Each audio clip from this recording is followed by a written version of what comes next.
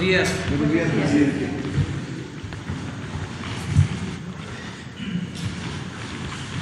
Pues el día de hoy vamos a dar una buena noticia.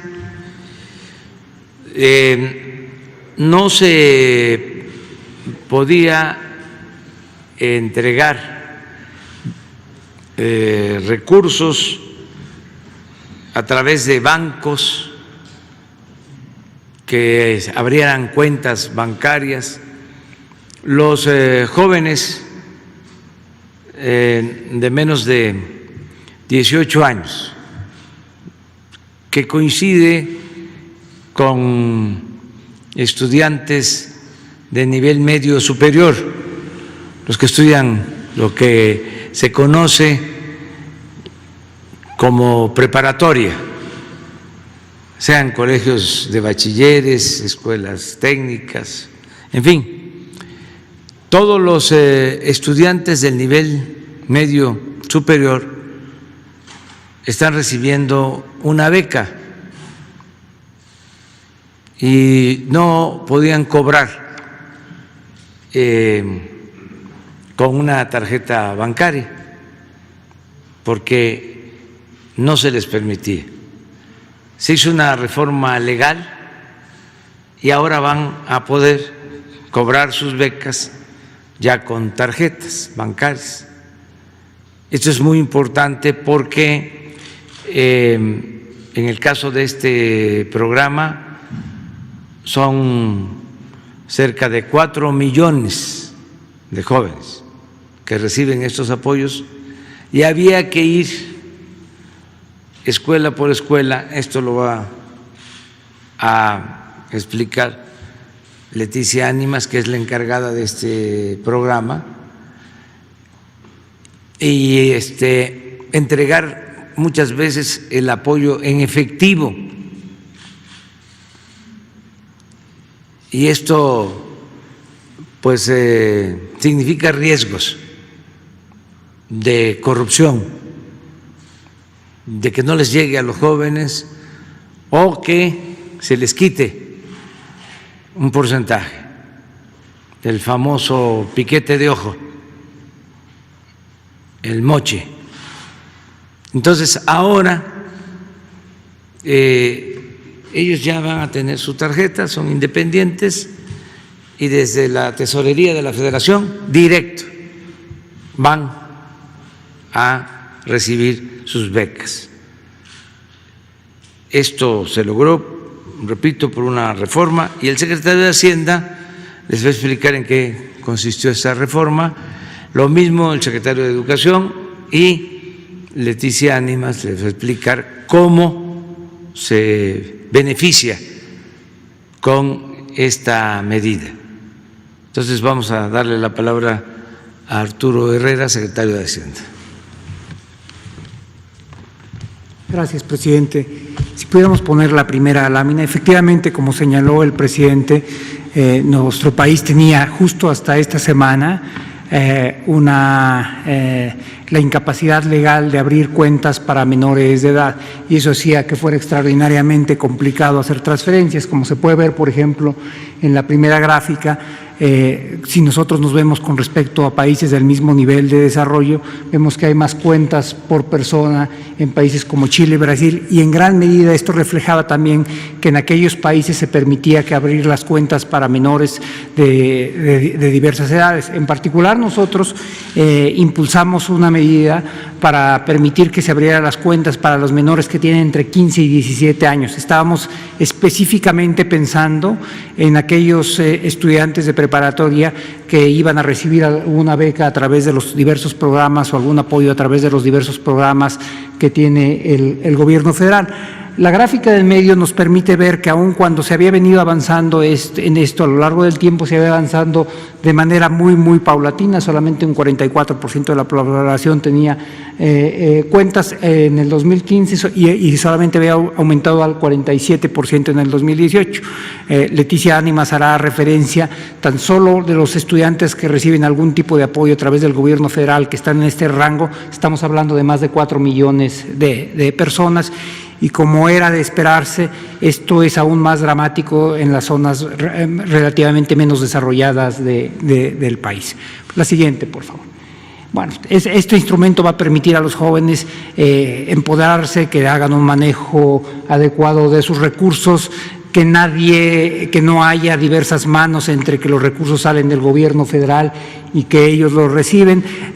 La evidencia que tenemos del último año es que, como es natural, los jóvenes son muchísimo más adeptos a hacer operaciones de carácter digital, a operar con sus teléfonos. Entonces esto va a permitir que se haga en mayor profundidad. La siguiente, por favor.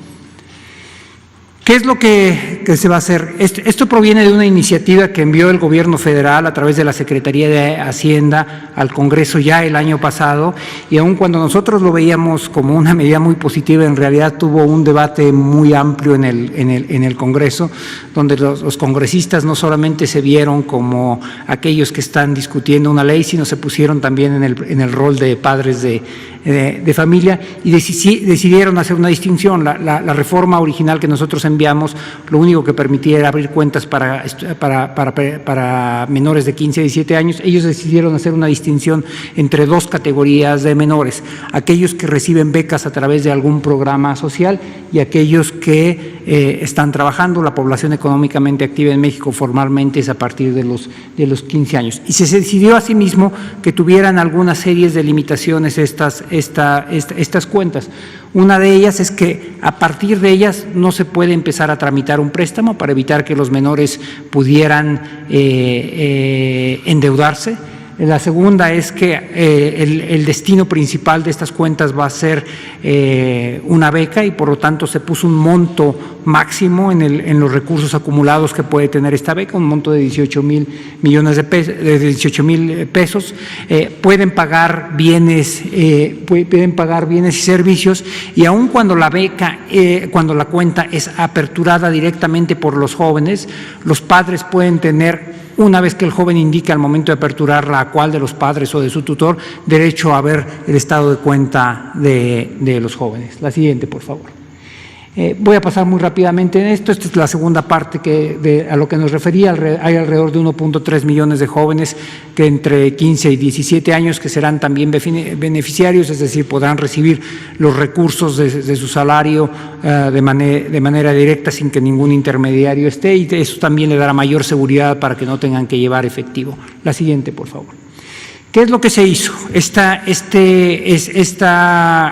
iniciativa para modificar la Ley de Instituciones de Crédito fue finalmente aprobada hace algunas semanas en el Congreso, pero requería que se emitieran regulaciones secundarias a través del Banco de México, la Secretaría de Hacienda y la Comisión Nacional Bancaria y de Valores para que pudieran ser operativas. El Banco de México emitió sus disposiciones el viernes pasado, que básicamente define cuáles son las características operativas de esta cuenta. Nosotros y la Comisión Nacional Bancaria emitimos hace 2 días, el miércoles, en lo que tiene que ver directamente con la Secretaría de Hacienda. Lo que nos concentramos fue en definir cuáles eran las características de la identificación para que esta cuenta pueda aperturarse. Tenemos que recordar que el método más usado en nuestro país para identificarse es la credencial de elector. La credencial de elector, por definición, solamente se tiene cuando se tiene 18 años, y por lo tanto todos estos jóvenes que van a ser beneficiarios tendrán que tener un tipo de identificación diferente. Y finalmente la Comisión Nacional Bancaria y de Valores emitió una regulación para identificar cuáles son las características y los mecanismos a través de los cuales los padres van a tener acceso al estado de cuenta de sus hijos, los padres o los tutores, lo que el padre o el padre que determine el estudiante al momento de aperturar la cuenta. Como decía inicialmente, hay casi 4 millones de estudiantes que reciben becas del gobierno federal, y vamos a entrar muy pronto, tanto el secretario de Educación como Leticia Ánimas van a hacer referencia al proceso a través del cual se va a iniciar la aperturación de las cuentas de estos jóvenes para que puedan recibir los recursos de las becas. Muchísimas gracias.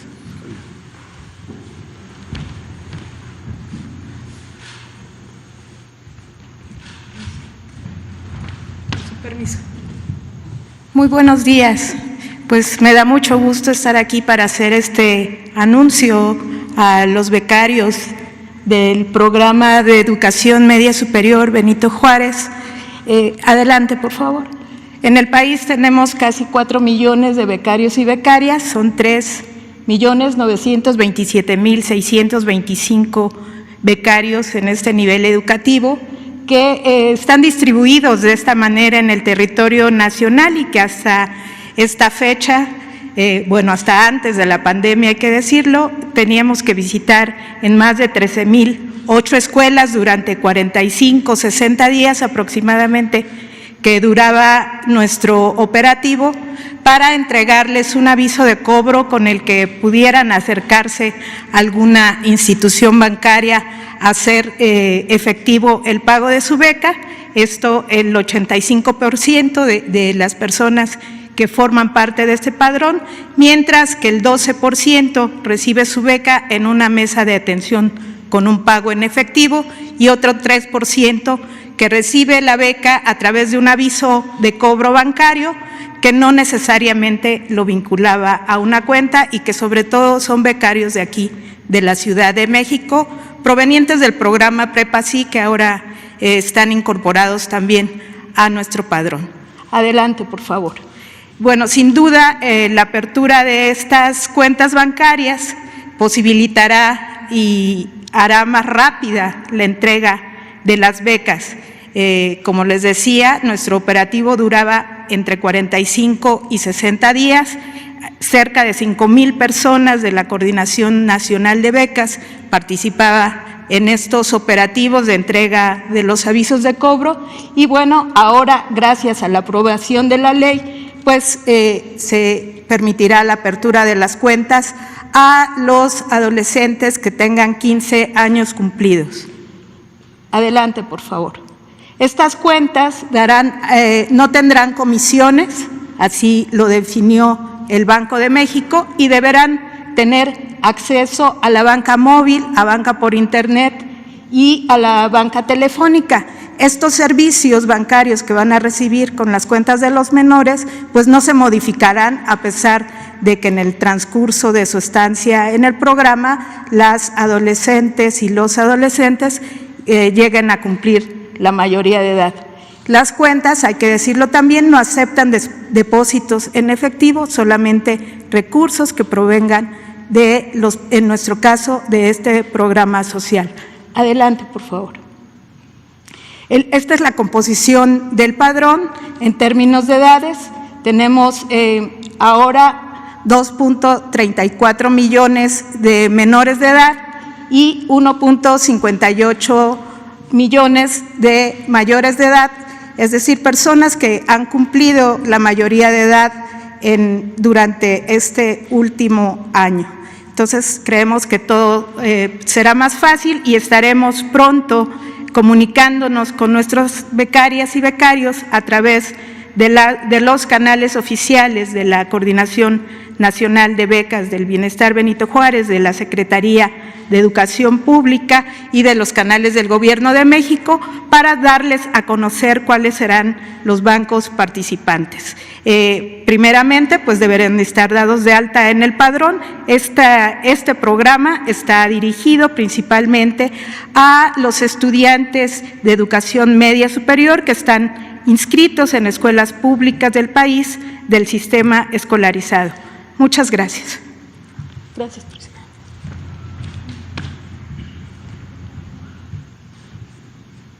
¿Y esto?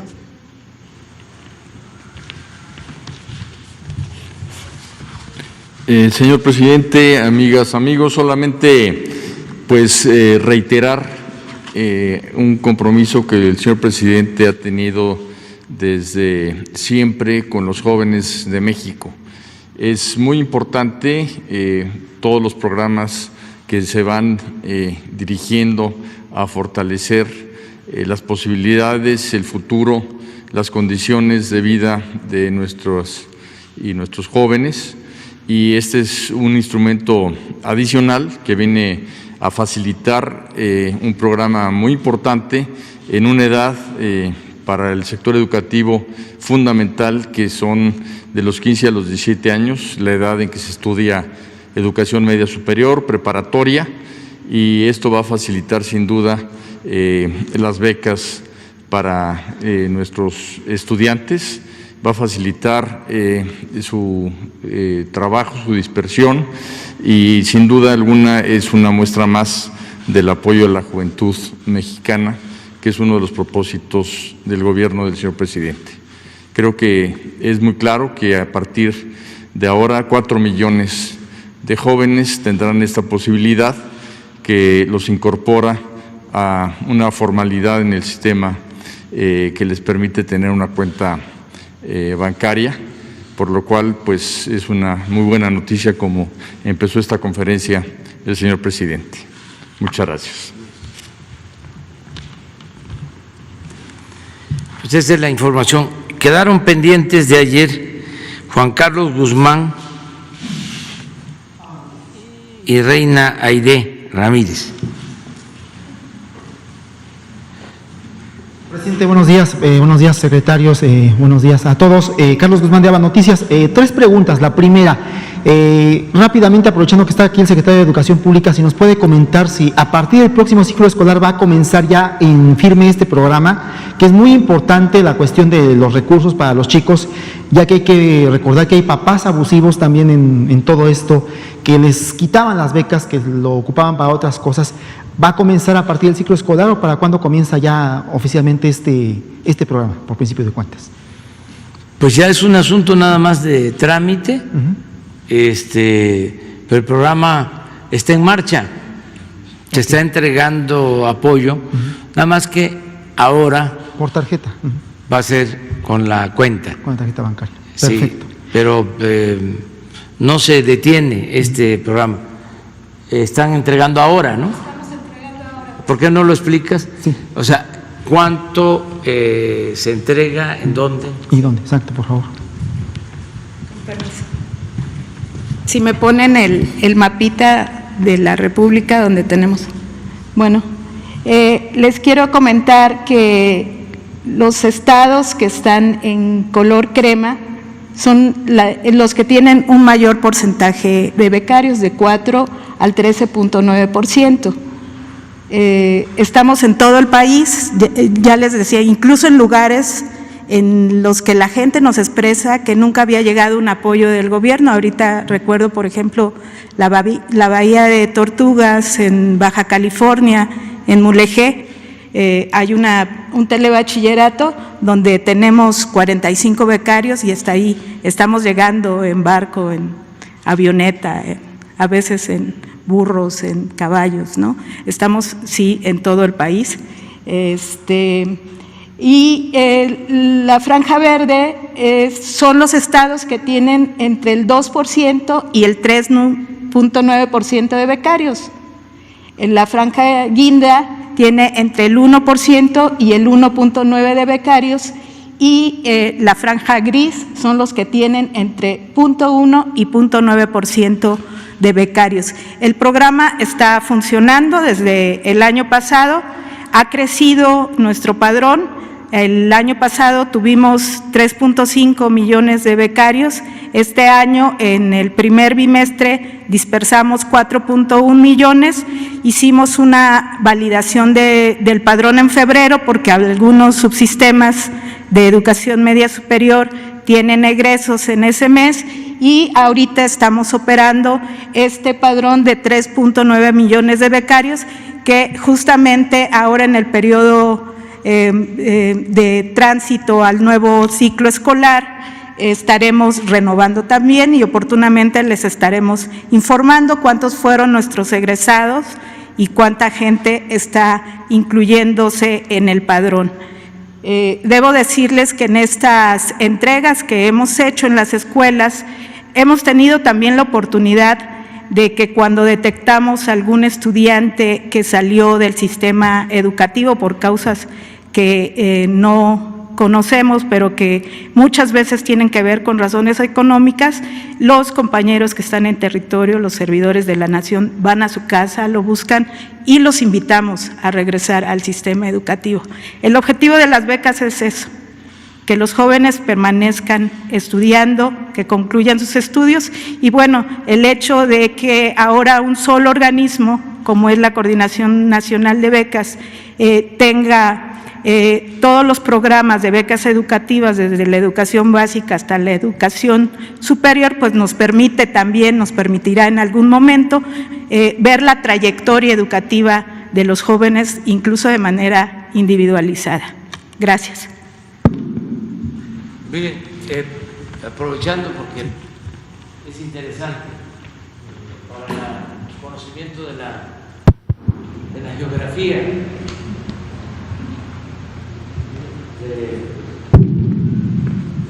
de nuestro gran país. Leti habló de Bahía de Tortuga, está aquí, este punto, Bahía de Tortuga, y pues ahora ya se puede llegar por carretera. Esta es la carretera peninsular y aquí está Guerrero Negro.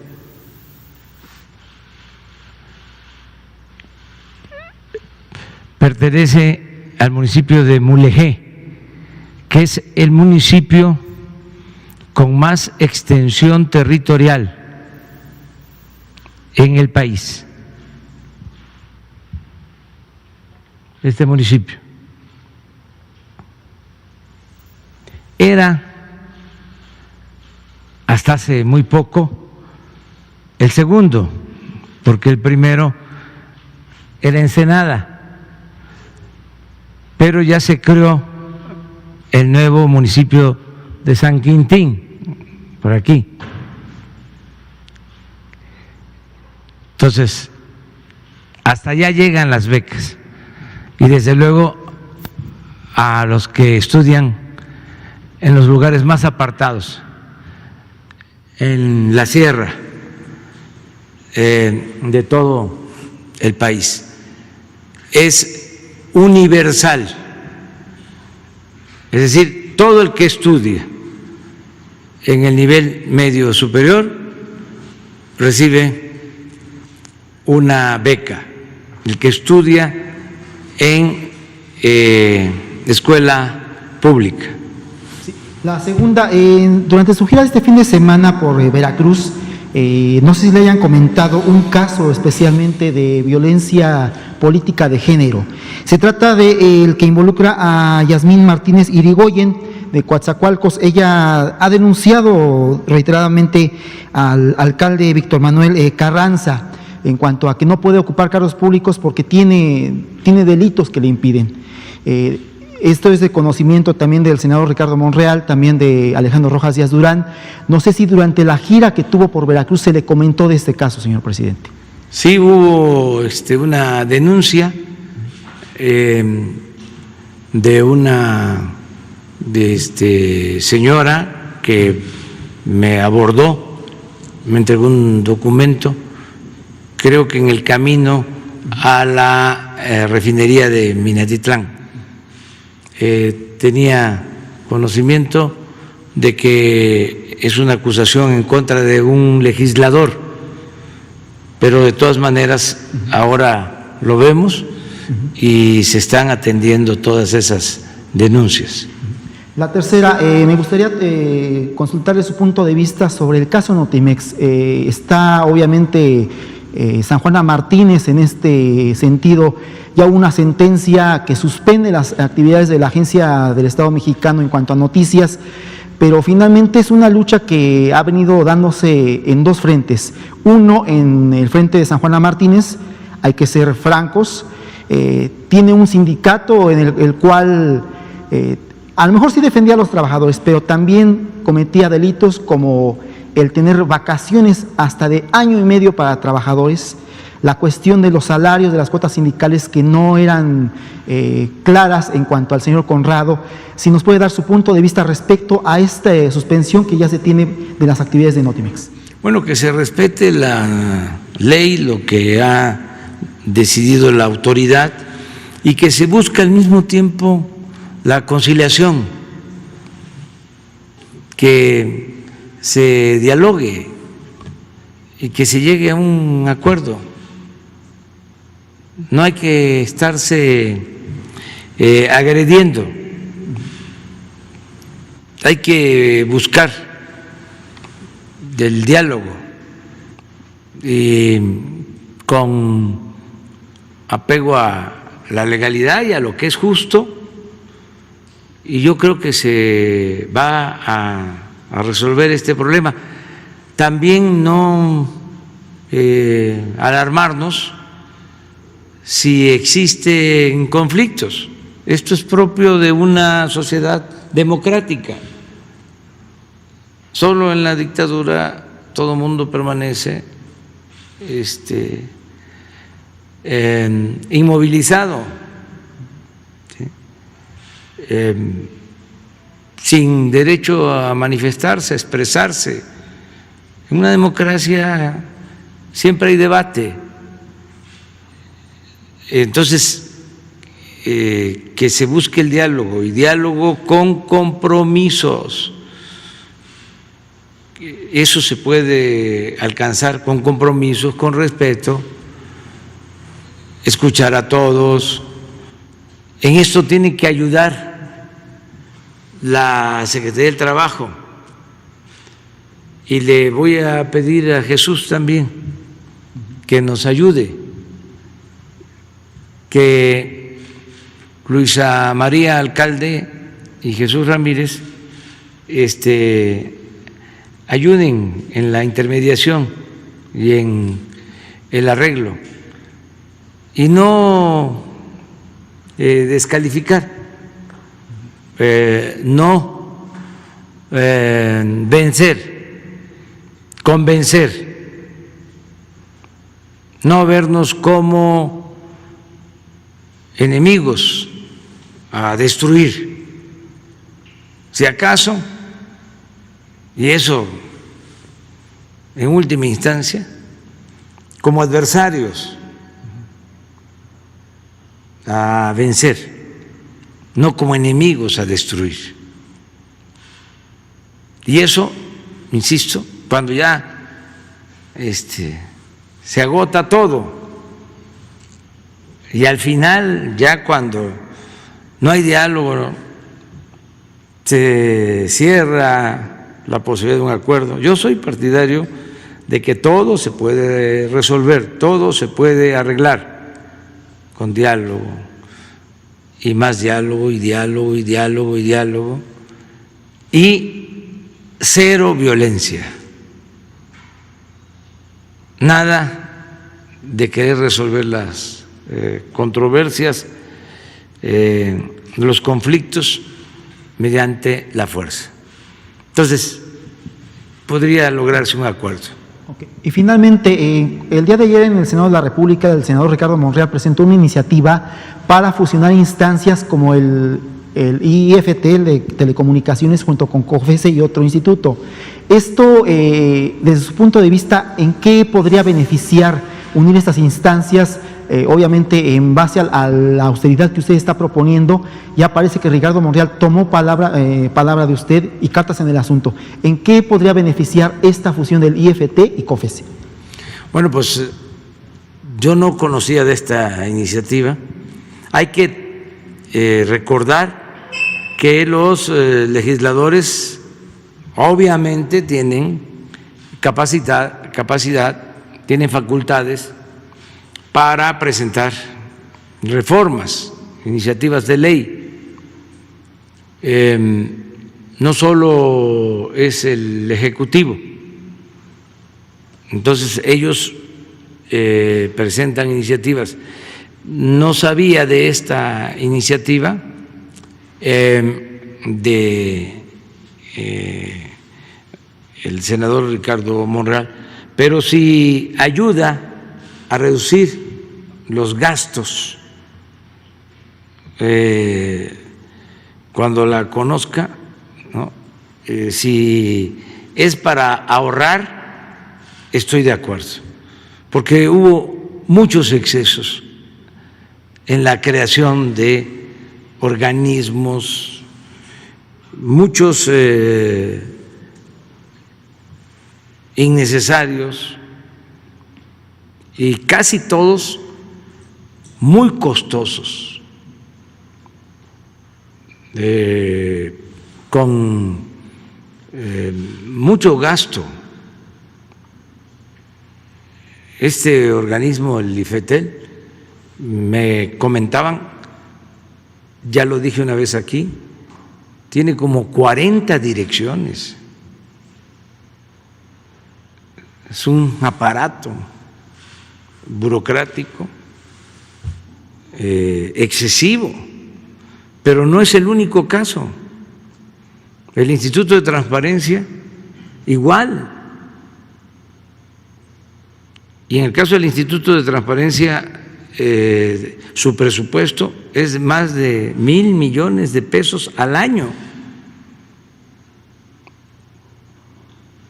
No hay que olvidar que eso es dinero del presupuesto, es dinero del pueblo. Y se les hizo fácil, fue parte del modelo neoliberal, ir creando todos estos aparatos, pantallas, porque este Instituto de Telecomunicaciones se creó para que no predominaran los monopolios en la comunicación, y se ha avanzado muy poco. Siguen habiendo los llamados preponderantes, que es una manera eufemística de decir monopolio, porque también crearon todo un lenguaje, ¿no? Una terminología de políticas públicas, de las nuevas políticas públicas, pero todo terminaba en crear aparatos supuestamente autónomos, supuestamente independientes, y ahí se iba la mayor parte del presupuesto. Nosotros, todo lo que signifique ahorrar, lo vemos bien. Le costaba mucho al pueblo mantener al gobierno. Era un gobierno mantenido y bueno para nada. Y todavía se enojan porque no pueden ganar más que lo que recibe el presidente de la República, y presentan amparos porque era un exceso. Llegaban a ganar hasta 600,000 pesos mensuales los altos funcionarios públicos. Eran de los mejores pagados en el mundo. Entonces, ¿por qué todo esto? Porque era una república simulada.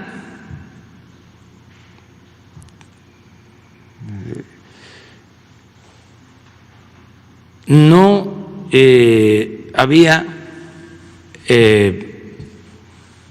honestidad, y entonces aparentaban de que no se permitía la corrupción, y por eso a crear organismos. El colmo fue la creación de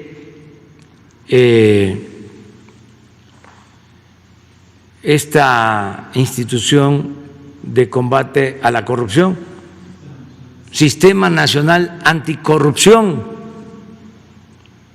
¿Y saben? Empieza el debate para crear el Sistema Nacional Anticorrupción, y la corrupción no era delito grave, porque desde 1994 se reformó el Código Penal para que la corrupción no se considerara delito grave. Y están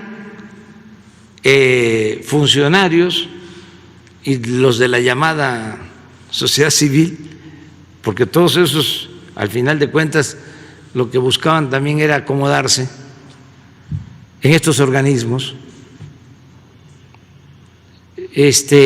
hablando de el Instituto Anticorrupción, cuando no era delito grave la corrupción. El que robaba podía salir bajo fianza. A ese grado de simulación se llegó. Entonces, si hay esta iniciativa y va a significar ahorros, adelante. Solo en el sector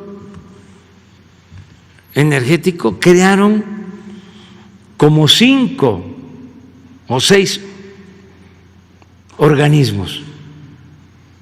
La CRE, la reguladora de energía, la de hidrocarburos, otra que hay para administrar los fondos derivados del petróleo, en la industria eléctrica lo mismo,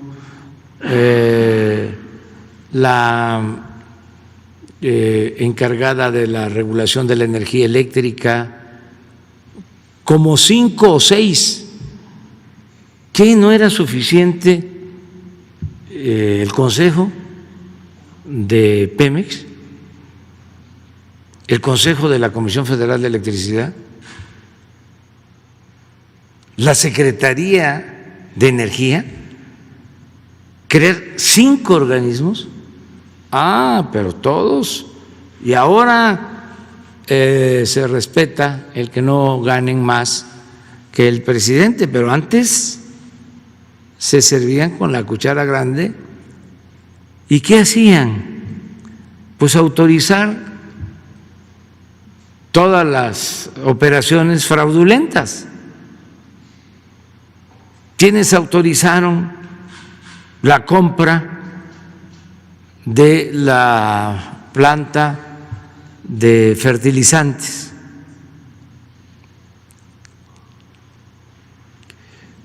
Este escándalo de corrupción de Fertimex, pues esos organismos. ¿Quién aprobó que se le entregara gas a precios bajos, en condiciones leoninas, a Odebrecht? Pues esos organismos.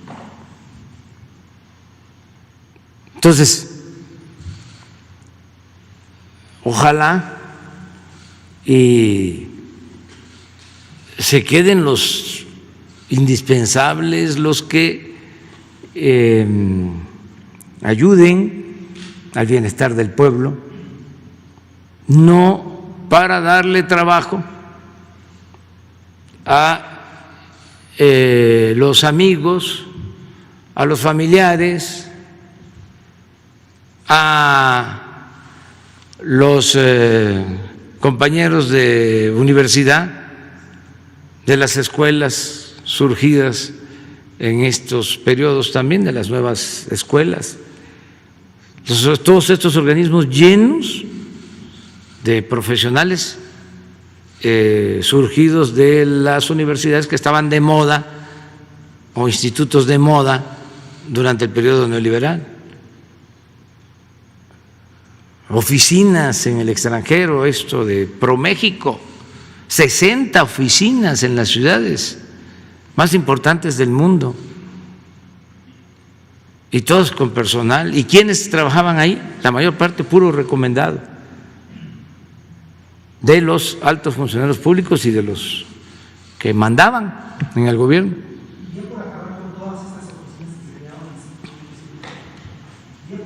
Todas estas oficinas que se quedaban así. No, no hemos nosotros hecho nada prácticamente para eliminarlas. Sí, la subsecretaría sí, lo que nos corresponde, y ahí vamos poco a poco limpiándolas, porque genera mucha oposición. Imagínense que nos metamos en esto. Si ahora con los fideicomisos se rasgaban las vestiduras, ya van a dejar a los familiares de las víctimas sin apoyo, ya van a dejar a los niños sin sus medicinas para curarlos por padecimiento de cáncer. Ya van a dejar a los creadores, no les importa la cultura, la ciencia, la tecnología. Pues es que había un número amplísimo. Aquí está el secretario de Hacienda. ¿Cuántos fideicomisos? 338 fideicomisos. ¿Y entonces para qué está el gobierno? Aparte de las secretarías, 338 fideicomisos. Sí, de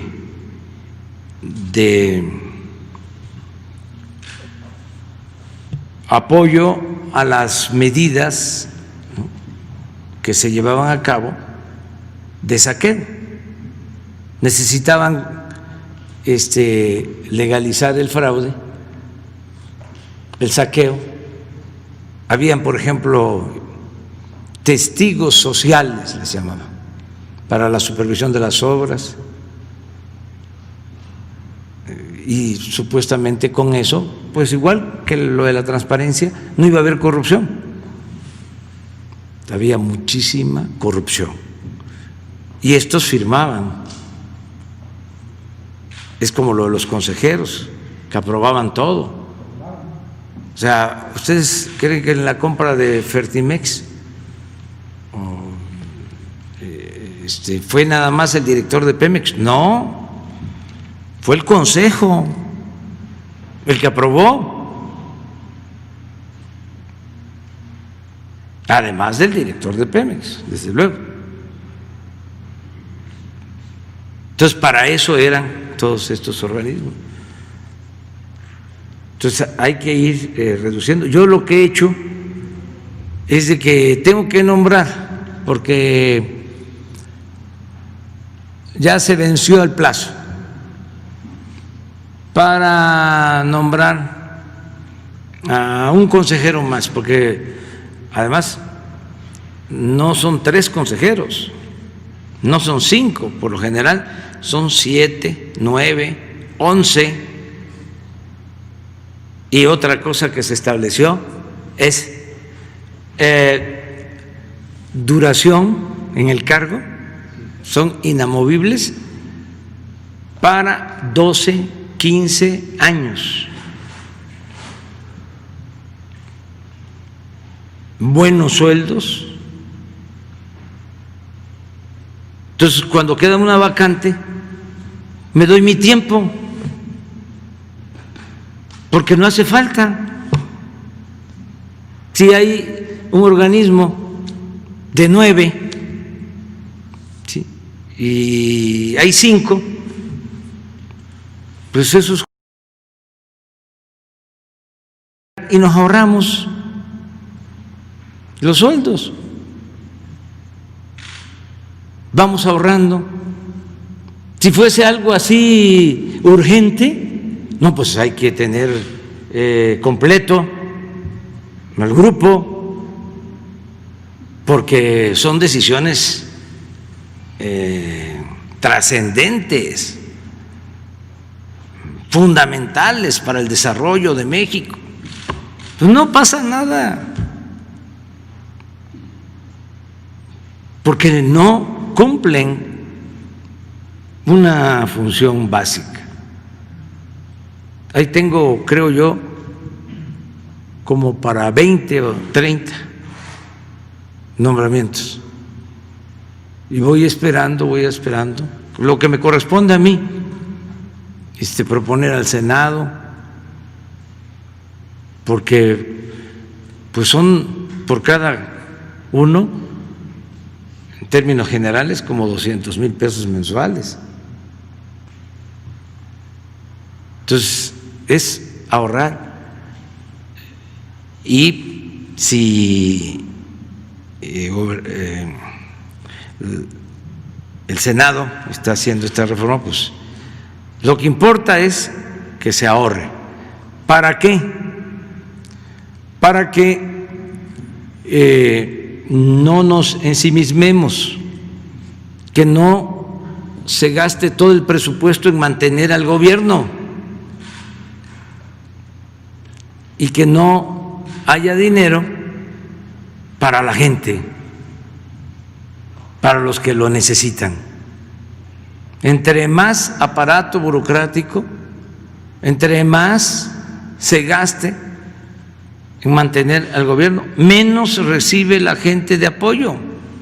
Estas becas, ¿cuánto es la inversión nada más del programa de becas de media superior? Casi 6,000 millones trimestrales.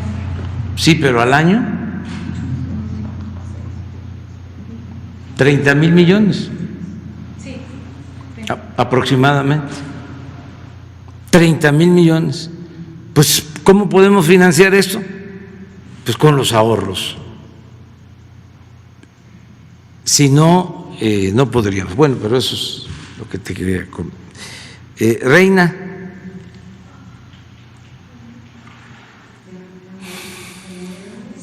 Pie de página y también Libera Radio. Gracias, porque todavía no se cumple el mes.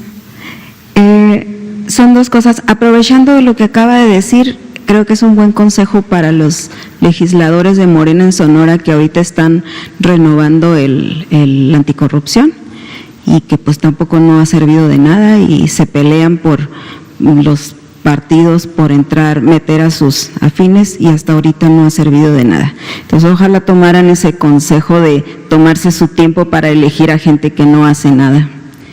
Y lo otro es sobre la preocupación. Hay un plantón allá afuera que mañana cumplen ya una semana los familiares de personas desaparecidas en el país. Y su principal punto es que tienen una preocupación por la operación de la CEAP, que a principios de mes dio a conocer un comunicado donde dice que le va a afectar mucho el decreto de austeridad y habla de que prácticamente no tiene dinero para nada porque se creó de una manera donde se gasta 121 millones de pesos en gasto corriente, rentas y etcétera. Entonces tienen ellos esta preocupación de qué va a pasar con la CEAP para atender a las víctimas o a los familiares de las víctimas, y piden ellos cuál sería entonces la ruta para atender sus demandas ahora que no va a haber tantos recursos y que ya dijeron ni abogados, ni traslados, ni apoyos económicos y todo lo que va a cancelar la CEAP o que está cancelando. Entonces, también le piden una cita. ¿Cuándo las podría usted atender a las mamás? Si puede responder eso, por favor. Sí, acabo de hablar con la secretaria de Gobernación para que los atienda. La licenciada Olga Sánchez Cordero los va a atender hoy mismo. Conozco sus peticiones, no deben de preocuparse porque no van a suprimirse los recursos destinados a familiares de víctimas. No se suprime. Hubo una mala información, como todo, distorsionan las cosas. Y en este caso hasta contribuyó la directora, Así es. porque ella dio a conocer un documento, cosa que no debió hacer. Es libre, pues, y aquí no se le impide a nadie que se manifieste, pero en el supuesto de que se aplicara el decreto de disminución del gasto, que aclaro es a partir de mayo, ya lo que se ejerció, sino lo que no se había ejercido de mayo a la fecha, y empieza a aplicarse a partir de mayo o a partir de junio. A partir de mayo. A partir de mayo. Entonces, lo que en dos partidas, gastos de operación y servicios generales, nada más. Los entes de derechos humanos estaban exentos en el propio decreto. Estaban, sí, Es que ni siquiera les sí, aplicaba pero eso allá voy. Entonces, pero bueno, aún así,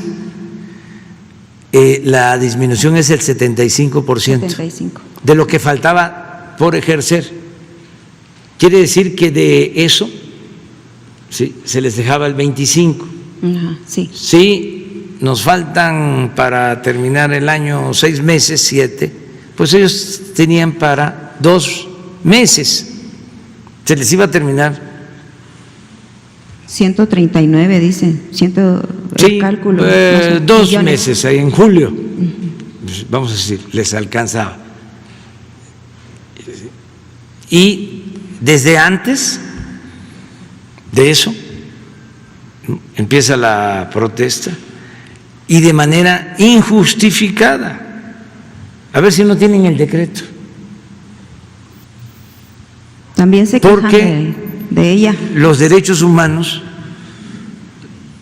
se consideraron como prioritarios en el decreto. Lo que dice Ah, sí. Arturo no aplica para los proyectos prioritarios. Un problema de comunicación, de entendimiento. De comunicación. Y pues cómo vamos nosotros a dejar sin apoyo a familiares de víctimas, cómo vamos a dejar sin medicina a los niños enfermos de cáncer. Bueno, ni a los que reciben becas de estudio para posgrado en ciencias, los creadores, escritores, artistas. No podemos hacer eso. Es poner orden, porque como se comprenderá, más de 300 fideicomisos. Sí. Es un asunto totalmente anormal, y muchos de estos fideicomisos con dinero manejado de manera discrecional. ¿Los debería de transparentar? Los 300. ¿Cómo? ¿Debería de transparentarlos, Dari? Sí, lo que estamos haciendo es que Hacienda recoge, sí, todos los recursos y entregar los apoyos de manera directa. Si es una familia con una persona desaparecida, se le está entregando un apoyo de conformidad con la ley, pues entregárselos de manera directa, como las becas, ya sin intermediarios. Bien. porque para todo creaban aparatos. Había que ayudar a los adultos mayores, el Instituto para la Atención a la Tercera Edad, el Instituto para la Atención a los Adultos Mayores. Y ahí se quedaba el presupuesto y no le llegaba nada a los adultos mayores. Ahora es distinto, es directo. Entonces, no sé si los proyectos prioritarios, ahí están. A ver. De los últimos. Estos proyectos, a ver. Está el 38, defensa de los derechos humanos. Es este, 38. Estos no solo mantienen su presupuesto, estos 38 programas prioritarios tienen una ampliación de 50,000 millones de pesos. Ahí entra la CEAP. Sí, derechos humanos. Ok. Entonces, pero también hay otro tipo de peticiones, o sea, hay un cuestionamiento a que se está manejando mal o se está Sí. administrando mal Y quejas este de organismo. maltrato de los funcionarios. Sí, ¿Es algo general eso? presidente? general. O sea, lo primero que hacen es el aparato, director general, coordinador general, 5 o 6 coordinaciones, ¿sí?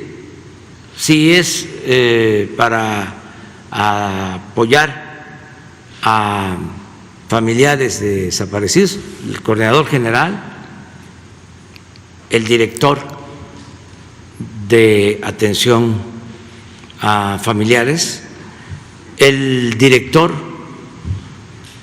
para investigación institucional, el director de relaciones públicas, algunos se aventaban hasta director de comunicación social, Sí. luego asesores, 5, 10 asesores, y abajo seguía la estructura. Entonces, el dinero, pues vean cómo está el IFETEL, es una araña. Su estructura, su organigrama, a ver si un día lo ponemos aquí, ya que estamos en esto, porque es importante, Sí. de cómo abusaron. Eso fue el modelo neoliberal, y un día vamos también a dar a conocer cómo en un sexenio se crearon cuántas direcciones generales adjuntas, pero como cuántas.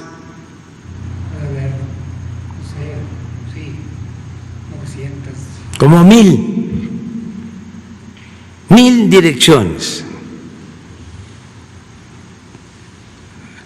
En todo el aparato. En el gobierno, generales adjuntas, un sexenio. Entonces,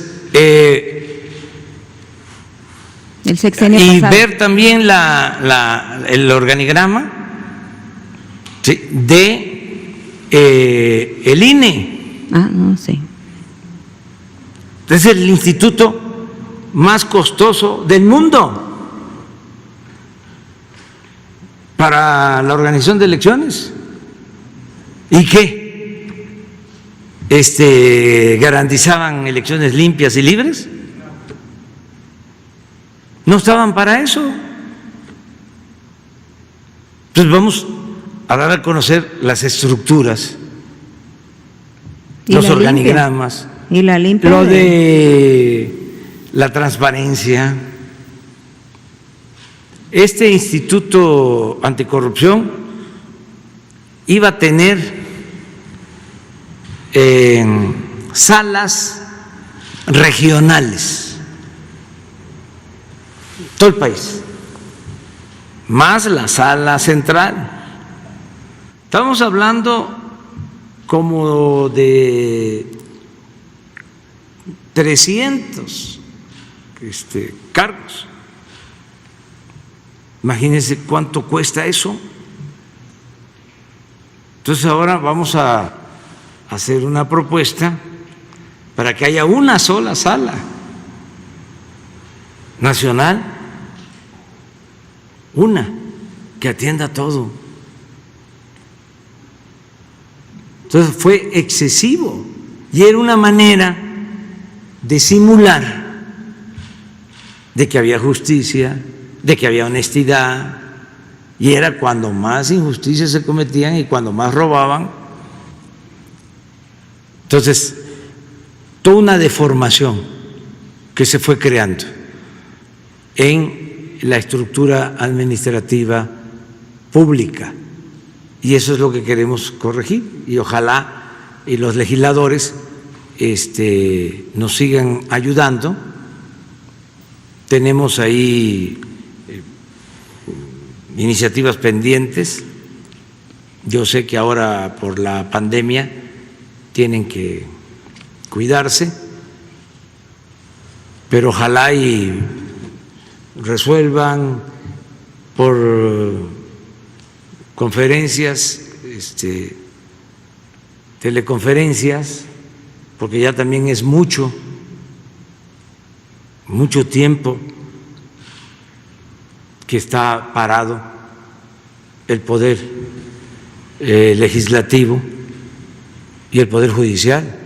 Es mucho tiempo y hay una emergencia, pero la emergencia no solo es sanitaria, también tenemos que atender las necesidades económicas, sociales del país y del pueblo. Entonces, se necesita resolver lo de los fideicomisos. ¿Por qué nos importa que se legisle sobre esto? Porque vamos a reunir alrededor de 250,000 millones de pesos que están dispersos. 250,000 millones de pesos, que es para apoyo a la gente, para no tener que solicitar deuda, porque eso es lo que quisieran, que no, ¿para qué llevas a cabo esas decisiones? ¿Para qué se llevan a cabo esas decisiones? Deja las cosas como están y recurren a deuda. Dice, ya va a pasar, ahora se está cayendo la economía, ni modo, va a aumentar la deuda con relación al producto, pero el año que viene, o el 22 o el 23, o los que quedan, va a mejorar la economía, aumenta el Producto Interno Bruto y entonces se puede bajar la deuda. No. ¿Y qué pasa si salimos de esta y viene una recaída, un rebrote en lo económico y ya con techos de deuda elevadísimos? Entonces hay que actuar con responsabilidad y apretarnos primero nosotros el cinturón, el gobierno, para tener finanzas públicas sanas. Pero bueno. Ahí mismo en lo de los derechos, la impunidad, parece que están teniendo tropiezos para combatir la impunidad, tropiezos legales o barreras o piedras porque ¿cómo va lo del combate a la impunidad en el caso de personas desaparecidas y de víctimas en el país? Va avanzando. Esto se detuvo, por ejemplo, la búsqueda, la investigación de casos lo que tiene que ver con la guardería ABC, Sí. Ayotzinapa. Está la investigación en curso, hay órdenes de aprehensión, ya lo di a conocer, y vamos a continuar combatiendo la impunidad, acabando con los pactos de silencio. No es posible que pase el tiempo, en el caso de Ayotzinapa, y que no se sepa realmente lo que sucedió, porque ese silencio, afortunadamente, ya se tiene más información. ¿Tienes el organigrama? A ver. Ah, yo dije 40. Miren las arañas. A ver, pero vamos a... ¿Cómo se llama? Pleno.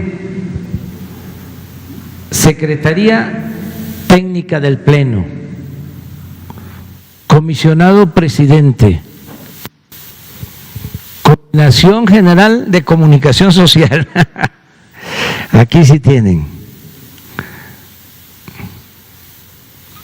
Coordinación General de Mejora Regulatoria. Coordinación Ejecutiva. Coordinación General de Vinculación Institucional. Unidad de Administración. Autoridad investigadora. Aquí ya no alcanzo a leer. Pero aquí, Unidad de Política de Regulación, Unidad de Espacio Radioeléctrico, Unidad de Concesiones y Servicios, Unidad Medios y Contenidos Audiovisuales, Unidad de Cumplimiento, Unidad de Competencia Económica, Unidad de Asuntos Jurídicos, Coordinación General de Asuntos Internacionales y los resultados. Pero no es cargarle la mano, y les ofrecemos disculpas a todos los que trabajan ahí, porque esto se creó antes, ya estaba. ¿No se acuerdan cómo se hizo campaña de que se iban a democratizar los medios de comunicación, se iba a acabar con los monopolios? Para eso era todo esto. ¿Ahí termina o para abajo tiene? Súbele.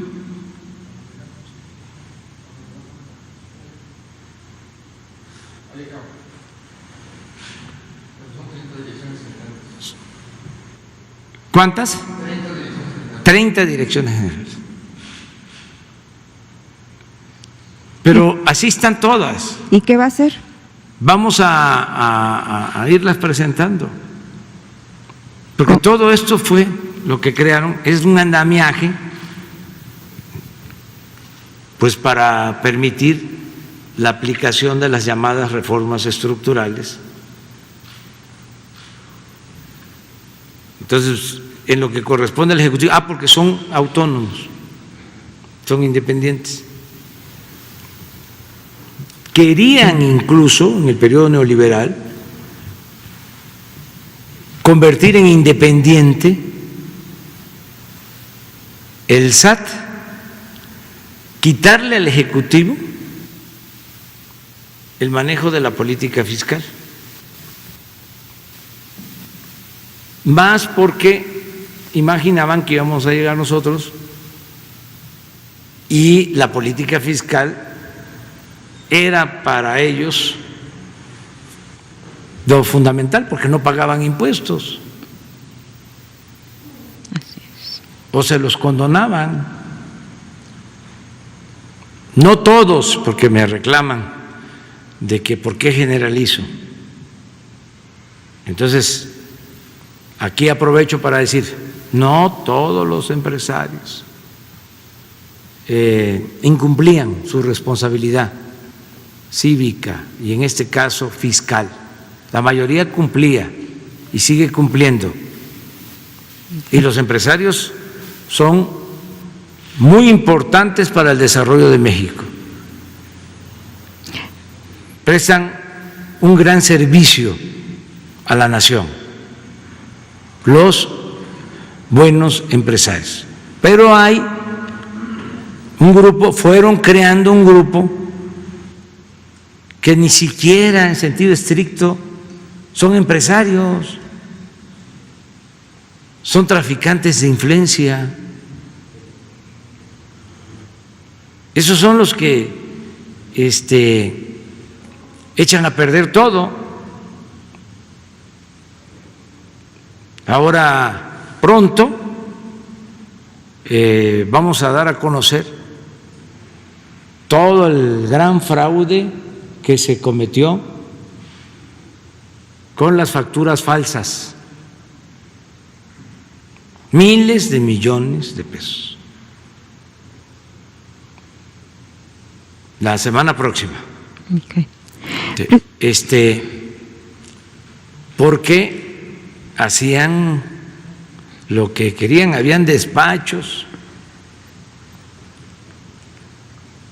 con apoyo de gente influyente, engañaban a muchos, otros cayeron en la trampa, tenían que pagar 500,000 pesos y les decían, si me das 100, te ahorras 400, yo me encargo de resolverlo. Y llevaban a cabo una serie de operaciones fraudulentas y entregaban facturas falsas, y así se defraudó a la hacienda pública en miles de millones de pesos. Entonces, ese es un expediente abierto.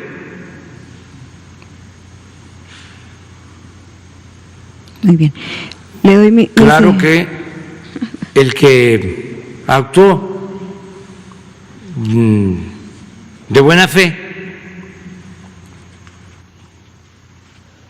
pues a ese se le va a dar la oportunidad de que se regularice y se le va a notificar cómo está su situación. Presidente. Pero vamos a presentar aquí todo esto. Muy Pero en bien. fin, bueno, ya. Mi segunda pregunta, porque usted se comió con lo del Infetel, es... Bueno, yo aprovecho también, ¿no? Pues sí, está bien, o sea, que más o menos es parte con lo mismo, pues corrupción, todo. Y hablando de corrupción, para seguir con este tema, en el caso de injusticia laboral, pues el 1 de junio, que usted también ahí cumplió meses, en Cananea se festejó, se conmemoró la huelga de Cananea el 1 de junio. Entonces, y los mineros que tienen, usted sabe, conoce que hay mineros que tienen 13 años en una huelga, van a cumplir casi 13 años en una huelga que en el periodo de Calderón se favoreció a la minera. Estaba Gómez Mon, estaba este señor que ahora, García Luna, entre todos, Lozano, entre todos ellos hicieron una especie de operativo para beneficiar a la minera, Grupo México, cuando se hizo se inició esta huelga, y pues se confabularon para invalidar ellos legalmente la huelga, que ahora está en la Comisión Interamericana de Derechos Humanos, pero también tienen ellos la promesa de usted de tratar de resolver este asunto para que salga con dignidad. ¿Qué mensaje les envía? Y es en este aniversario de la huelga de Cananea, y allí mismo, hablando de corrupción que tiene que ver, y aprovechando que está aquí el secretario de Educación, hay una denuncia que se está generalizando en el país en el caso de la corrupción de los sindicatos que ahorita están en el proceso de las basificaciones para los maestros y eso. Entonces, ¿qué puede decir de esto? Porque hay algunas quejas en Sinaloa, en Sonora, en algunas otras partes del país, de que se sigue otra vez con este sistema de poner a los amigos, de privilegiar amigos, y alguna basificación que también creo, presidente, que usted les había prometido a los maestros de inglés también. Bueno, en el caso de la huelga de Cananea, ¿sí?, el aniversario pues es un hecho histórico, ¿sí?, y el conflicto actual está en autoridades laborales, incluso en organismos internacionales, y lo que nosotros ofrecemos en estos conflictos es actuar con imparcialidad, no hacer en efecto lo que anteriormente se llevaba a cabo, que por consigna se perseguía y se beneficiaba a otra parte, se perseguía a unos y se protegía a otros. Eso ya no lo hacemos. Vamos a ver en qué está el conflicto. Seguramente la secretaria del Trabajo tiene todos los antecedentes y vamos a informar pronto sobre esto. Hago ese compromiso. Yo quiero mucho a Cananea, no solo porque ahí nació el movimiento revolucionario, es cuna de la revolución. Esa huelga fue histórica. Después de esa huelga, la de Río Blanco, pero ahí empezaron a expresarse las inconformidades, y tenemos que recordar con mucho afecto, con respeto, a los obreros que perdieron la vida, a los que estuvieron en la cárcel. En el caso de Cananea, estuvieron a punto de ser fusilados los dirigentes, Esteban Vaca Calderón y otros, y es interesante porque había una decisión de los hombres fuertes del Porfiriato de fusilarlos, y mandaron un telegrama de que lo mejor era fusilarlos para dar un escarmiento. Y Ramón Corral era el secretario de Relaciones en aquel tiempo, y les mandó a decir que no, que iba a ser un escándalo. ¿Cómo que los iban a fusilar? Eso planteaba el gobernador, el comandante general en Sonora. El caso es que no los fusilan, pero el mismo Ramón Corral les dice: les voy a mandar mejor un juez para que les ayude a que puedan ir a la cárcel y no salir. Esa es una mejor manera. Y mandó a un abogado de apellido Sodi. Esto 1906. Este abogado Sodi con el tiempo terminó de presidente de la Suprema Corte de Justicia. Bueno, el caso es que a Esteban Vaca Calderón y a todos los dirigentes a San Juan de Ulúa, y desde 1906 hasta 1911, que triunfa la revolución maderista, salen de San Juan de Ulúa. Entonces, ¿cómo no recordarlos? Y cómo no recordar a Madero, de que al llegar para afuera todos los presos políticos.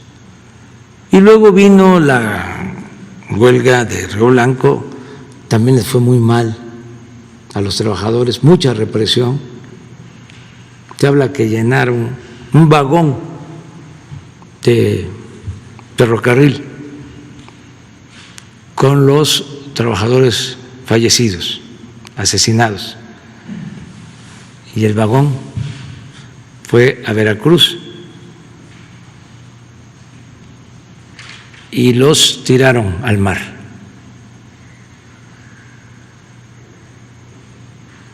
Para que se los comieran los tiburones. Y a los líderes los mandaron a lo que ahora es el paraíso, ¿no? El turismo, pero antes era la Siberia mexicana, a Quintana Roo, que ahí habían todas las enfermedades, era muy difícil salir con vida de Quintana Roo en aquellos tiempos. Fíjense cómo cambian las cosas. Pero Cananea es, me dan ganas hasta de que pongas ahí el poema de Carlos Pellicer sobre Cananea. El maestro Pellicer estuvo en Hermosillo y fue el que montó el museo de Hermosillo, Sonora, y estando ahí trabajando, porque era museógrafo, además de poeta, ahí escribió este poema. Ojalá y lo podamos ver. Además, pues me sirven sus preguntas también para ir contestando algunas cosas, el porqué de la transformación. ¿Por qué no podemos seguir con lo mismo? Y poco a poco se van a ir convenciendo nuestros adversarios de que nos conviene a todos el cambio, que es por el bien de todos, primero los pobres. En una de esas hasta lo encuentran. Bueno,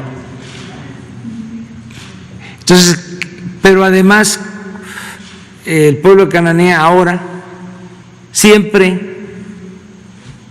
simpatizando en estos tiempos, cuando en Sonora solo en el sur nos apoyaban, porque ahí sí siempre hubo apoyo.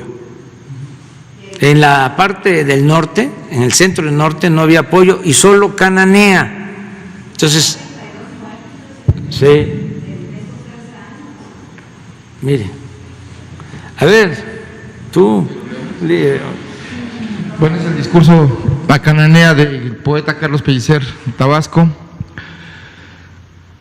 No he de hablar de la sangre, ni de su prodigio contenido, ni del puño cerrado que gobierna el lado izquierdo, el regadío exacto, para que todo el cuerpo se alimente sin que órganos o músculos carezcan.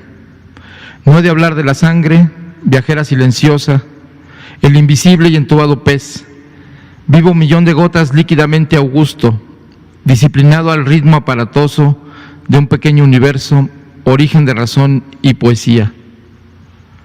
La sangre, la de los vasos siempre generosos, la energía circulante a cada instante, la que hereda zafiros lodazales, crepúsculos llorados en recuerdo de amanecidos truenos militares. No he de hablar de sangre, la aurora injustamente derramada, como el vino que espera al invitado que va a llegar, pero que no ha llegado porque un censontle ha muerto en su ventana.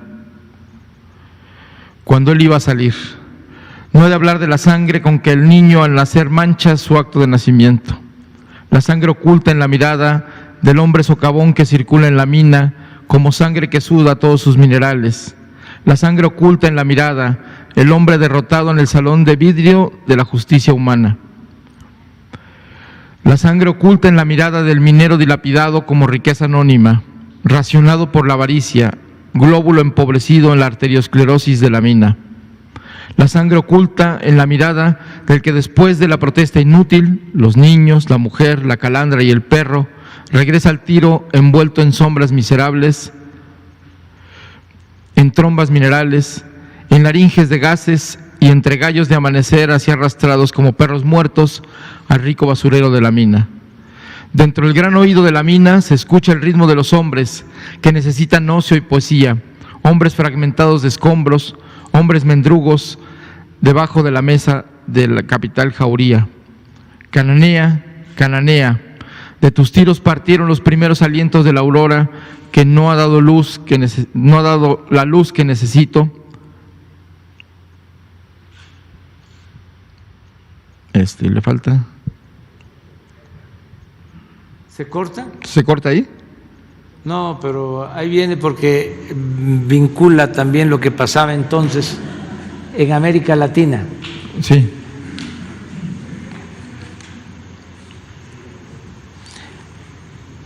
Ahí lo que sigue es lo de que no haya tuberculosis producida por hambre.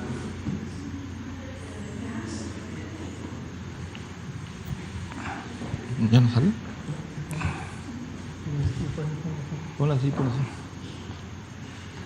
Ahí te acercas. Sí, ¿dónde vamos? Justicia humana en la mina. La sangre oculta en la mirada del que después de la protesta inútil, los niños, la mujer, la calandra y el perro, regresa al tiro envuelto en sombras miserables, en trombas minerales, en laringes de gases y entre gallos de amanecer, así arrastrados como perros muertos al rico basurero de la mina. Dentro del gran oído de la mina se escucha el ritmo de los hombres que necesitan ocio y poesía, hombres fragmentados de escombros, hombres mendrugos debajo de la mesa de capital Jauría. Cananea, Cananea, de tus tiros partieron los primeros alientos de una aurora que no ha dado luz que necesito para decir de pueblo en pueblo que ya no hay tuberculosis producida por hambre, ni banquetes de bodas de 110,000 pesos, que ya no hay grandes puercos que ocean entre la sangre y la traición. Verdad, Señor y Dios mío Jesucristo, que así Pérez Jiménez y Trujillo y Somoza y Rojas Pinillas y Castillo Armas, el inefable azul de Guatemala, sean pues más bandidos, pero menos ridículos. Me impiden con su estiércol caminar por mi América. Cananea, Cananea, ¿imaginas el día en que venga a decirte a tu oído de cobre que no habrá más reuniones con visos de naufragio en Panamá, donde el primer Roosevelt cometió el Panamá que dejó sin su brazo glorioso a Colombia, allá donde Bolívar llora más aún que en Caracas? Tu sangre y protesta son el árbol que guarda su banderín de pájaros, rodeados girasoles de salud y belleza, poblados de palabras que convengan al hombre. Cananea, Cananea, tu nombre resuena a arenas movidas por el agua en el que se baña el día surgido de tu pecho. Joven como el tumulto que agrupa su escultura, apretada de brazos con que abrazas a México. Sobre muros que duelen pintó Diego Rivera la entrada y la salida de la mina. Chorrean dolor y rabia y vergüenza. Yo vi pintarlos cuando el día brotaba en mis manos y entre huracanes de águilas rompí mi corazón. Para encubrar luceros tengo la voz a ti. Tus noches minerales acarrean relámpagos que abren en un fulgor las tormentas del mundo. Llevo la cuenta en túneles de avaricia y cansancio, y en el rayo de sol de Tabasco tengo He de contar un día, cuando vuelva a Tabasco, lo que pesa el diamante que arrancaste al subsuelo. Huelga de Cananea, alborea, alborea, alborea. Bueno, vamos.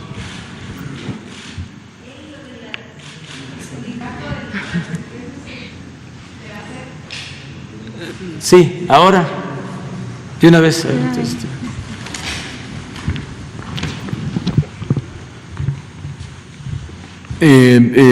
Me repite la pregunta porque el sindicato es muy grande. Sí, comentaba que hay quejas en el caso de Sinaloa y de Sonora y de algunas partes del país, que en este proceso que tienen ahorita de basificaciones están haciendo, dicen ellos que están haciendo, pues poniendo familiares, privilegiando lugares para las basificaciones. En algunos lugares hablan de que se dio una sola basificación. En el caso de Sonora, por ejemplo, hay un grupo de los maestros de inglés que también están esperando esa basificación, que dicen que ya estaba todo programado, ya está todo aceptado para que se haga y no se ha hecho. Quieren saber si ¿Qué es lo que va a pasar con esto? Y sobre todo, la pregunta precisa y específica para usted es ¿cómo es esta relación con los sindicatos? ¿Qué tanto se ha bajado la corrupción o qué se está haciendo para que termine este tipo de corrupción que hay en los sindicatos y con la SEP que había antes, para que ciertas personas decidieran quiénes eran basificados, quiénes no, como parece que está volviendo a ocurrir? Recordarán ustedes que cuando estábamos discutiendo todas digamos, la abrogación de la reforma educativa y la creación del nuevo acuerdo educativo, las nuevas leyes secundarias, una de las cuestiones que quedó asentada en la ley de manera muy clara era que los procesos de asignación de plazas, los procesos de ingreso al magisterio y de promoción fueran transparentes, y se creó todo un sistema que es transparente en donde no participan los sindicatos. Antes ellos tenían pues una participación muy fuerte, y cuando no se podía participar con base legal, recuerdan también que denunciamos lo que llamé en aquel momento el huachicol educativo, y era que se les daban recursos a las secretarías estatales para que crearan plazas fuera del sistema de creación de plazas ordinario, legal. Todo eso desapareció, de manera que se ha avanzado de una manera muy, muy importante. Los estados de la federación son los que administran en cada estado toda la educación. Nosotros somos en ese aspecto normativos, pero estamos en una constante comunicación y vigilancia para que todos estos procesos se den de manera transparente. Cuando no ocurre así, acudimos a cualquier denuncia específica que nos hacen llegar, y yo le pediría a usted que si tiene una denuncia específica nos la acerque, y con todo gusto participamos en que se investigue.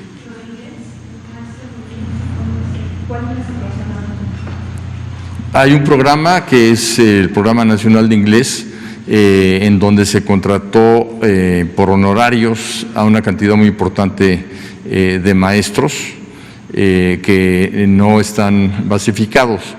Nosotros el año pasado estuvimos trabajando con todos los estados, y se ha dado, reconocido por el propio Sindicato Nacional de Trabajadores de la Educación, la basificación más grande que se ha dado en toda la historia del magisterio, porque pudimos basificar alrededor de 130,000 maestras y maestros, dándoles seguridad jurídica en su trabajo, y en la medida en que el presupuesto lo permite, es una política del señor presidente de dar esta seguridad que venía muy rezagada.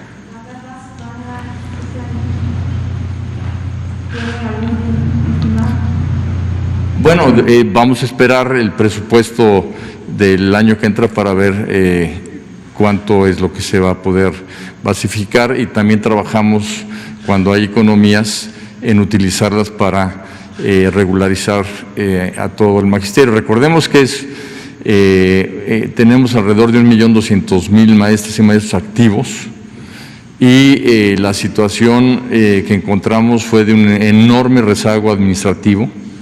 En buena parte la Secretaría ha venido solucionando muchísimos problemas de derechos que tenían los trabajadores de la educación que no se habían logrado ejercer ya de manera plena, y hemos venido resolviendo eso a un ritmo, me atrevo a decir, acelerado. Vamos con Sheila. Gracias.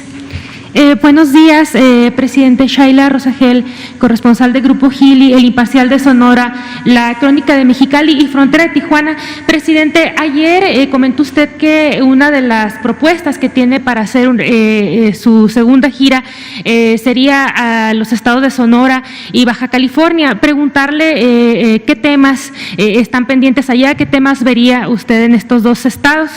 Y una segunda pregunta es sobre Estados Unidos extendió el cierre parcial entre la frontera de Estados Unidos y México hasta el 22 de junio. Si ya hay conversaciones para que se reabra totalmente la frontera a partir del 23, o si se piensa que se va a alargar más este cierre parcial, y pues qué afectaciones ha habido por el cruce de las fronteras, que sigue solo limitado a residentes y ciudadanos. Bueno, vamos a ir a Sonora básicamente para llevar a cabo la reunión de seguridad, porque últimamente en Sonora hemos tenido problemas de incremento en la incidencia delictiva, sobre todo en el sur de Sonora. Vamos a eso. Va a ir el Gabinete de Seguridad. Y vamos a aprovechar para inaugurar la presa Pilares, que ya se está terminando. Vamos por Álamos. Y tenemos que hablar con los guarejigos, porque ya está. Hoy le tocó a Sonora, también la compañera es de allá. Y ella planteó lo de el abandono de los guarijíos y habló de la presa. Entonces tenemos que conciliar, buscar acuerdos. Pero ese sería el propósito. Desde luego va a depender de la situación sanitaria, de la pandemia, porque mis giras me las autoriza el Gabinete de Salud. Hoy vamos a tener una reunión en la tarde-noche y hoy vamos a decidir. Tengo 3 solicitudes. Una que es el norte, ahí lo que dificulta por lo pronto es que tengo que usar avión.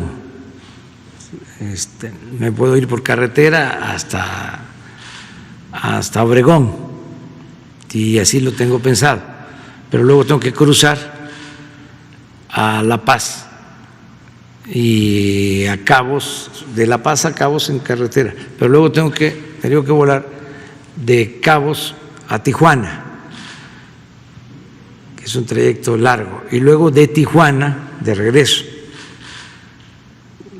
Entonces esa es una posibilidad. Vamos a ver qué dicen los especialistas. La otra es Baja California, que sí, tiene. iría yo a Nayarit, Sinaloa, Sonora, Baja Sur y Baja California.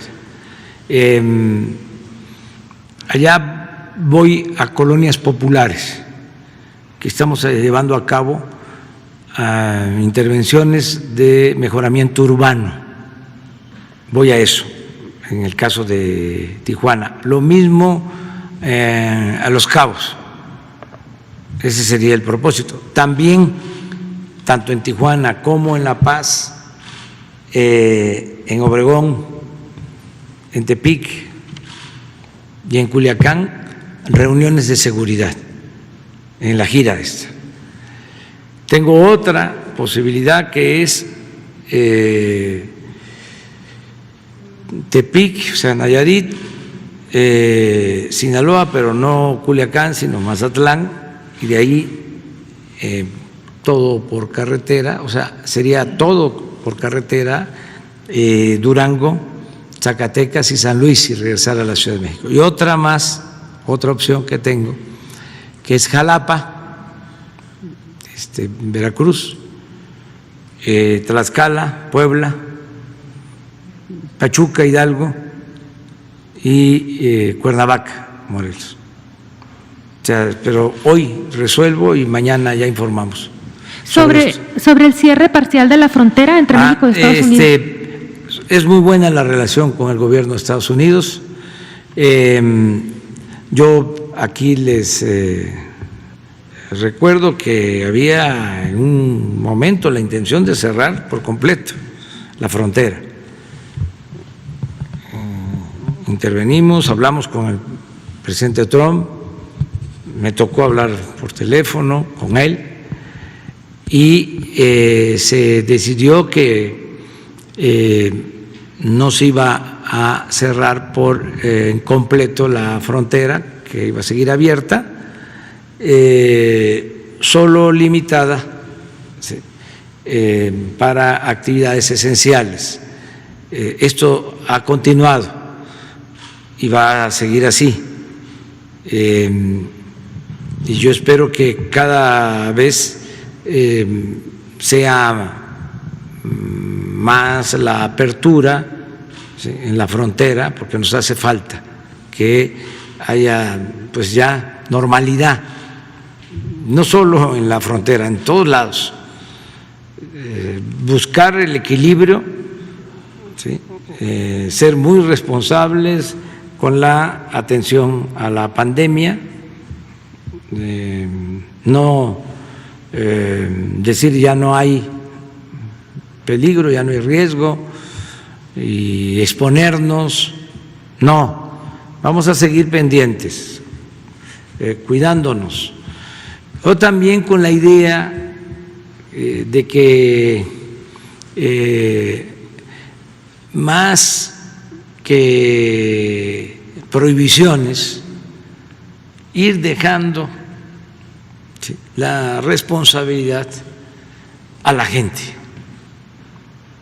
que nos cuidemos entre nosotros, que hagamos un gran compromiso para salir cuidándonos. De por sí, desde el inicio, no hemos utilizado medidas de prohibición, hemos buscado siempre convencer, que sea voluntario.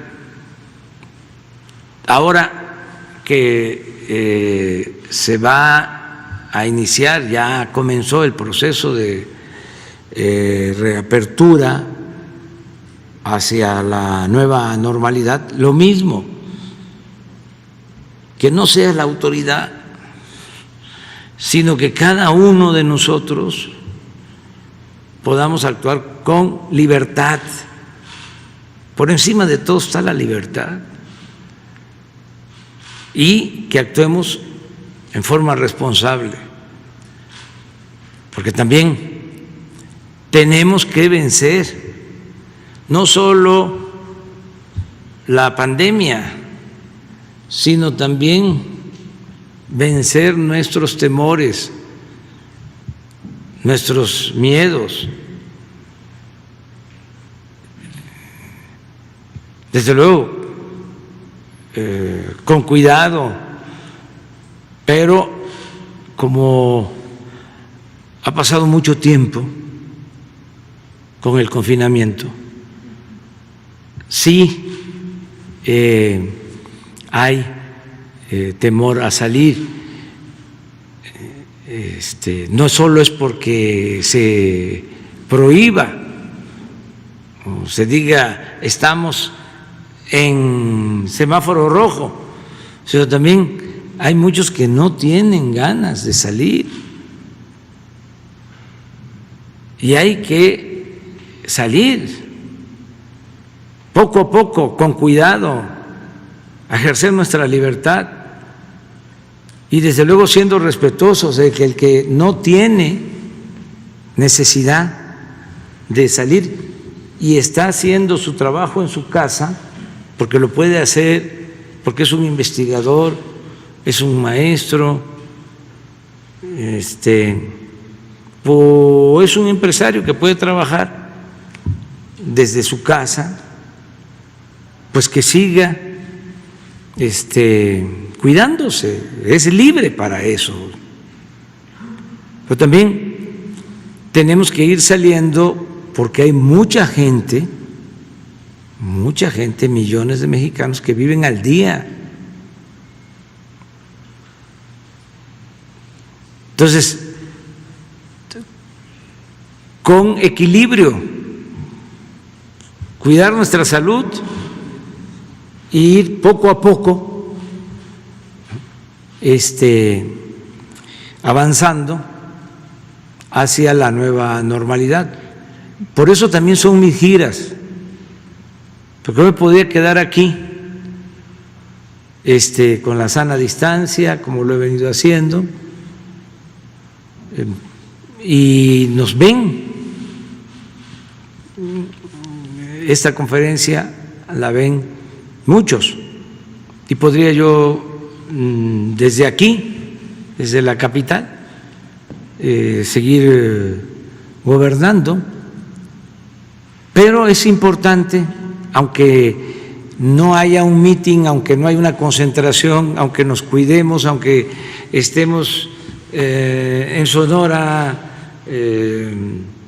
30, 40, pero se sabe que estuvimos en Hermosillo, se sabe que estuvimos allá con los guarijíos. ¿Cómo se llama la capital de Sonora, la antigua capital? Álamo, que es una ciudad antigua, tan bella. Mi tierra, presidente.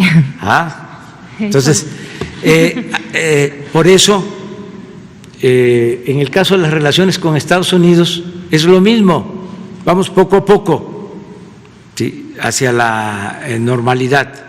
Y en general, aquí en la Ciudad de México,